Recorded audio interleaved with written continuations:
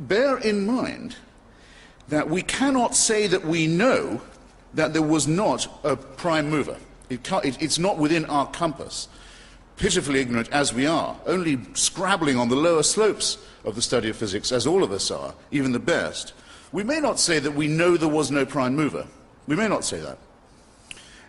We can say that all the laws appear to operate without that assumption.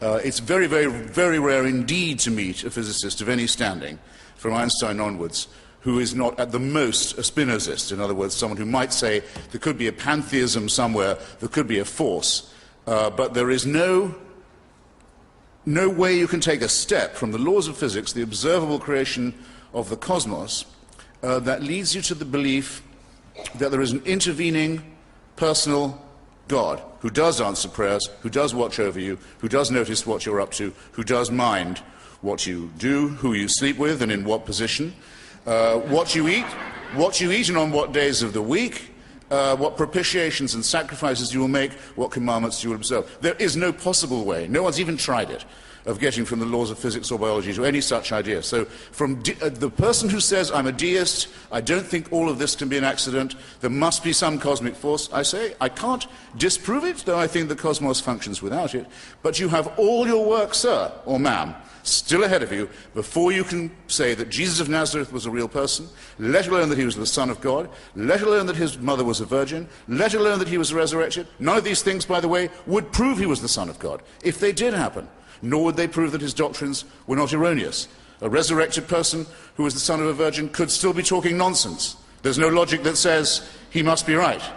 If I'm having an argument with you, sir, and you say, you lose, boy chick, I say, how come?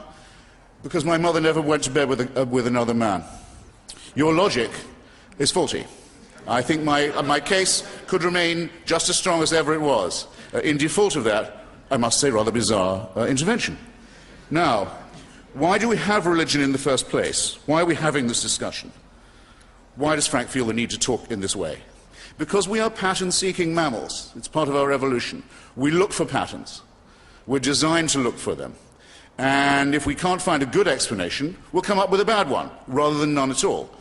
Most people would rather have a conspiracy theory than no theory. It's very observable that. There's a lot of junk science around before good science arrives. Before we have astronomy, we have astrology. Before we have chemistry, we have alchemy. All of these things are derivatives of religion, because in a very sinister verse of the Bible that used to upset me when I was being forced to listen to it as a little boy, it says, seek and ye shall find. Yes, that's exactly right. Seek and you will find. Seek for an explanation of volcanic eruptions when you're living in a primitive society, and you will think they're probably a visitation from an angry deity. And if you're told you can postpone the next eruption by throwing a few live babies into the lava down the crater, that's what you'll do. Religion has just started. Religion has just begun. Why do some people get the plague and others not? Because they're sinful. Where's the plague coming from in the first place? It's a punishment from God, and or, in early Christian society, the Jews have poisoned the wells. So we'll go and get them. Again. Because we already hate them because they killed our Redeemer. They committed deicide. All of them did. All of them. No one's exempt. Indeed, if you have to be a Christian, it's an article of their faith that we were all present at Calvary. We all drove in the nails, the Jews particularly so. And we all have to expiate this guilt for a crime that may or may not have been committed, but if it was committed before we were born. What is this? It's not physics. Okay? It's not biology. It's not science. It's faith. Why don't you fly under your true flag, sir? Why don't you say these things must be believed as articles of faith? Don't try and derive it from science. Now, I can't improve on the argument that David Hume came up with, against the idea of the supernatural, against the idea that the laws of nature are occasionally suspended in order to make people's faith a little more secure. Ambrose Bierce, in his Devil's Dictionary, you may remember, says, under prayer, under P for prayer, prayer, a request that the laws of nature be suspended in favor of the petitioner, himself admittedly unworthy. David Hume puts it a little more acidly than that. He says, if you see the laws of nature apparently suspended, Perhaps a virgin's given birth. Perhaps a leper has suddenly stopped being a leper. Who knows what it might be? You know the sort of thing. You have to ask yourself one of two things. Well, actually, you have to ask yourself both.